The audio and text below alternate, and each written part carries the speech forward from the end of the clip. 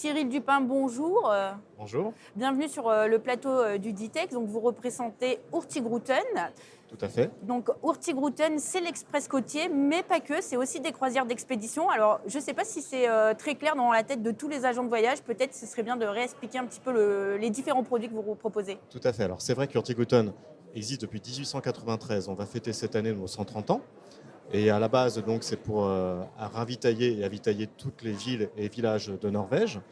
Et en 1896, on a Richard Witt qui a créé la compagnie, donc compagnie à la base un marin de la marine marchande, a créé donc Hurtigruten en 1893 et en 1896 a fait les premières expéditions pour aller au Spitzberg. Et donc nous on navigue sur les zones polaires et sur le Svalbard, l'archipel du Svalbard et donc le Spitzberg, donc le haut Arctique, depuis 1896. Et depuis 2002, on navigue sur l'Antarctique et on fait donc tout ce qui est expédition polaire, je dirais même du safari polaire, surtout le grand haut Arctique et surtout l'Antarctique. Vous avez des navires de dernière génération et vous avez aussi entamé de rénover certains navires pour les rendre plus durables.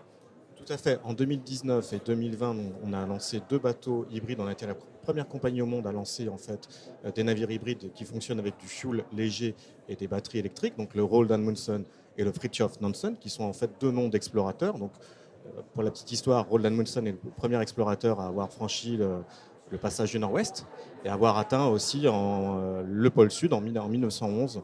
Le premier homme à avoir atteint le pôle Sud. Donc c'est une vraie institution en Norvège et donc on a lancé donc, ces nouveaux bateaux sur la côte norvégienne. À l'horizon 2030, tous nos navires auront quasiment 0 émission. À l'heure à laquelle on se parle aujourd'hui, on a une réduction de 25% de CO2. On est à chaque fois sur de la navigation côtière. En Norvège, tous les ports sont équipés de prises électriques ou autres. Et donc, on est en train de renouveler notre flotte. Et bon, ça prend un peu de temps, mais on essaye d'aller vraiment beaucoup plus vite que les normes européennes, en fait. La Norvège est d'ailleurs en avance au niveau des normes. Pas n'importe quel navire peut naviguer en Norvège au niveau des normes environnementales. Tout à fait. Et Hurtigruten va s'appuyer sur le carburant durable, c'est ça ? D'une part, et puis aussi, donc la Norvège va limiter aussi l'accès à certains fjords, ce qui fait que juste les fjords où on pourront naviguer, ce seront donc des navires de petite capacité à certaines périodes de l'année.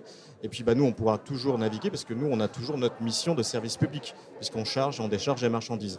Et c'est ce qui plaît vraiment aux passagers.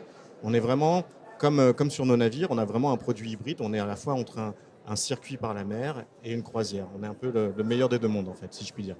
Écoutez, Cyril Dupin, merci beaucoup. Je vous souhaite un bon salon et puis à bientôt. Merci, à bientôt. Merci beaucoup.